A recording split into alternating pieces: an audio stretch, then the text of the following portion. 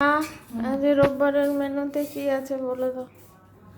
হ্যাঁ, আমাদের কালকে তো বজরংবলীর পুজো ছিল, ওই জন্য কালকে আর তোলা হয়নি। শরীর খারাপের জন্য তোলা হয়। আর প্রচুর শরীর খারাপ, এখনো ঠিক হয়নি। রান্না তো অনেক হয়েছে। রান্না অনেক হয়েছে, কিন্তু আমরা তুলতে পারিনি।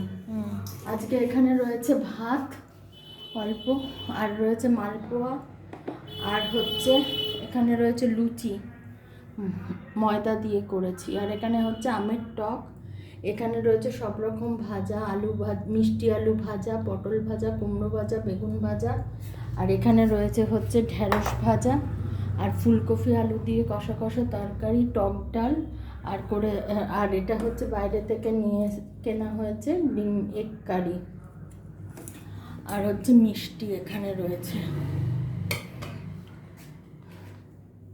এই হলো আজকের মেনু।